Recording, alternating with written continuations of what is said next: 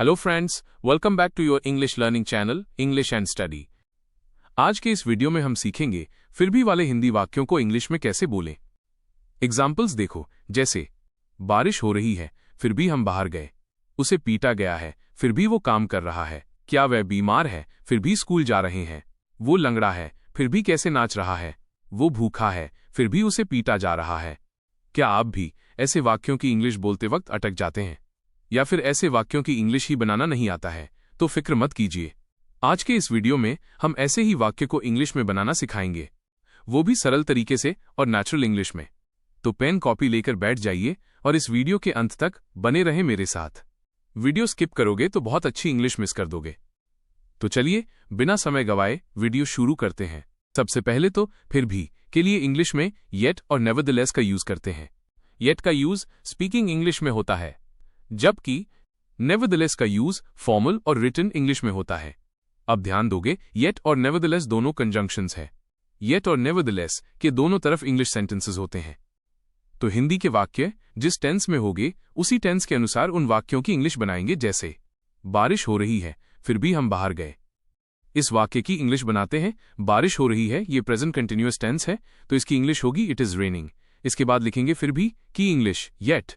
इसके बाद लिखेंगे हम बाहर गए, जो कि पास्ट इंडेफिनिट टेंस है तो इसकी इंग्लिश होगी वी वेंट आउटसाइड। तो पूरे वाक्य की इंग्लिश होगी it is raining yet we went outside. इसको ऐसे भी बना सकते हैं, it is raining yet we still went outside. यहां ध्यान देंगे, येट सिर्फ कॉन्ट्रास्ट दिखाता है, जबकि येट स्टिल को ज्यादा जोर देने के लिए सेंटेंसेस में यूज किया जाता है। वो भूखा नहीं है फिर भी वो खाना खा रहा है। तो सबसे पहले लिखेंगे वो भूखा नहीं है, ये प्रेजेंट सिंपल टेंस है तो इसकी इंग्लिश होगी ही इज नॉट हंग्री। इसके बाद लिखेंगे फिर भी के लिए येट। इसके बाद लिखेंगे वो खाना खा रहा है, जो कि प्रेजेंट कंटिन्यूअस टेंस है तो इसकी इंग्लिश होगी ही इज ईटिंग फूड। तो इस पूरे वाक्य की इंग्लिश होगी he is not hungry yet he is eating food.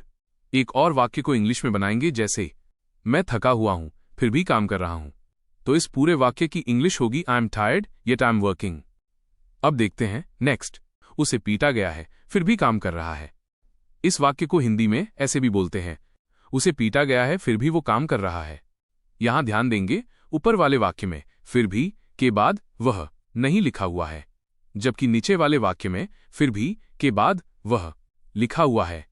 तो ऐसे लिखने या बोलने से कोई फर्क नहीं पड़ता है, दोनों एक ही वाक्य है, सिर्फ बोलने का अंतर है।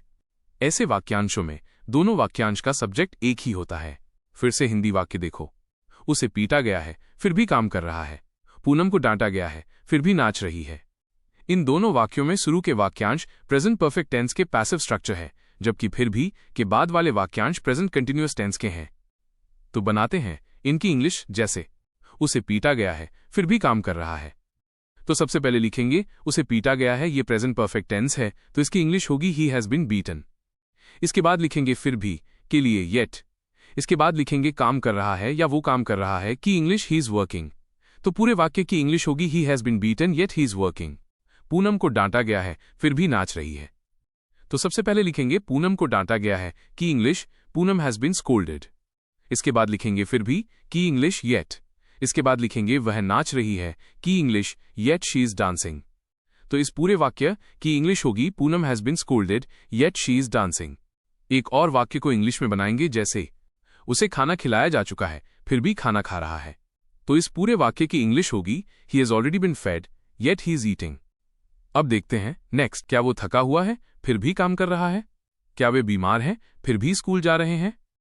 इन दोनों वाक्यों में पहला वाक्यांश प्रेजेंट सिंपल टेंस का हेल्पिंग वर्ब इंटेरोगेटिव सेंटेंस है और फिर भी के बाद वाले वाक्यांश प्रेजेंट कंटिन्यूअस टेंस है। तो बनाते हैं इनकी इंग्लिश, जैसे क्या वो थका हुआ है फिर भी काम कर रहा है। इस वाक्य को हम ऐसे भी लिख सकते हैं, क्या वो थका हुआ है फिर भी वो काम कर रहा है। तो इसकी इंग्लिश होगी is he tired yet working. English sentence में दोनों वाक्यांशों के सब्जेक्ट सेम हो तो कंजंक्शंस के बाद सब्जेक्ट लिख भी सकते हैं और नहीं भी लिख सकते हैं।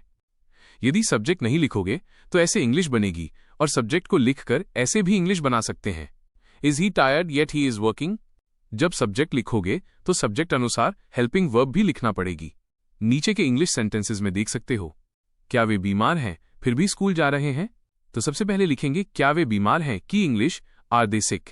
इसके बाद लिखेंगे फिर भी की इंग्लिश येट। इसके बाद लिखेंगे स्कूल जा रहे हैं की इंग्लिश गोइंग टू स्कूल, तो पूरे वाक्य की इंग्लिश होगी are they sick yet going to school. ऐसे भी बना सकते हैं, are they sick yet they are going to school. एक और वाक्य को इंग्लिश में बनाएंगे जैसे, क्या वो भूखा है फिर भी खाना नहीं खा रहा है, तो इस पूरे वाक्य की इंग्लिश होगी is he hungry yet not eating. ऐसे भी बना सकते हैं, is he hungry yet he is not eating. अब देखते हैं नेक्स्ट, वो कमजोर है फिर भी क्यों भारी सामान उठा रहा है, वो लंगड़ा है फिर भी कैसे वो नाच रहा है। यहां दोनों वाक्यों में पहले वाक्यांश प्रेजेंट सिंपल टेंस है और दूसरे वाक्यांश प्रेजेंट कंटिन्यूअस टेंस का क्वेश्चन वर्ड्स इंटरोगेटिव सेंटेंस है। तो बनाते हैं इनकी इंग्लिश जैसे, वो कमजोर है फिर भी क्यों भारी सामान उठा रहा है, तो इस पूरे वाक्य की इंग्लिश होगी he is weak yet why is he lifting heavy things. इसकी ऐसी इंग्लिश कभी भी नहीं बनाएंगे जैसे, he is weak yet why lifting heavy things. ऐसी इंग्लिश बनाई तो पूरी तरीके से गलत होगी, क्योंकि क्वेश्चन वर्ड इंटरोगेटिव सेंटेंस होने के कारण हेल्पिंग वर्ब और इसके बाद सब्जेक्ट लिखना जरूरी होता है। तो ये ही सेंटेंस सही है, वो लंगड़ा है फिर भी कैसे वो नाच रहा है।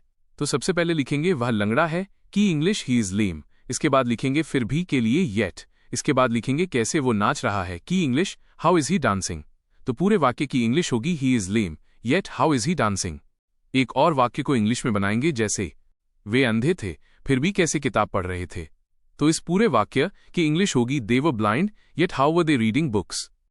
अब देखते हैं नेक्स्ट, वो बीमार है फिर भी क्यों से इंदौर भेजा जा रहा है, वो अच्छी दुकान है फिर भी सामान नहीं बिक रहा है। इन सब वाक्य में फिर भी के बाद वाले वाक्यांश पैसिव स्ट्रक्चर है। तो सीखते हैं इनकी इंग्लिश बनाना। वो बीमार है फिर भी क्यों से इंदौर भेजा जा रहा है, तो सबसे पहले लिखेंगे वो बीमार है की इंग्लिश ही इज सिक, इसके बाद लिखेंगे फिर भी के लिए येट, इसके बाद लिखेंगे क्यों उसे इंदौर भेजा जा रहा है की English why is he being sent to Indore. तो पूरे वाक्य की इंग्लिश होगी he is sick yet why is he being sent to Indore. वो अच्छी दुकान है फिर भी सामान नहीं बिक रहा है, तो सबसे पहले लिखेंगे वो अच्छी दुकान है की English it is a good shop. अब लिखेंगे फिर भी की इंग्लिश येट, इसके बाद लिखेंगे सामान नहीं बिक रहा है की English the goods are not being sold. तो पूरे वाक्य की इंग्लिश होगी it is a good shop yet the goods are not being sold. एक और वाक्य को इंग्लिश में बनाएंगे जैसे, वे अच्छे लोग हैं फिर भी उनको बेइज्जत किया जाएगा, तो इस पूरे वाक्य की इंग्लिश होगी they are good people yet they will be humiliated. अब यहां ध्यान दोगे, इन सब वाक्यों की इंग्लिश आप चाहो तो नेवरदलेस से भी बना सकते हैं। इस प्रकार हम और भी कई ऐसे वाक्यों को इंग्लिश में बना सकते हैं। अब एक वाक्य आपके लिए है, वो थकी हुई है फिर भी खाना बना रही है। इसकी इंग्लिश कमेंट बॉक्स में बनाइए, जैसे ही कि वीडियो की लिंक इस वीडियो के डिस्क्रिप्शन बॉक्स में है। ये वीडियो खत्म होने के बाद जैसे ही का वीडियो जरूर देखना। अब इस क्लास को यहीं समाप्त करते हैं। यदि इस क्लास में आपको कोई कंफ्यूजन हो या मन में कोई क्वेश्चन हो तो कमेंट बॉक्स में कमेंट करिए। Please and please like, subscribe, comment and share.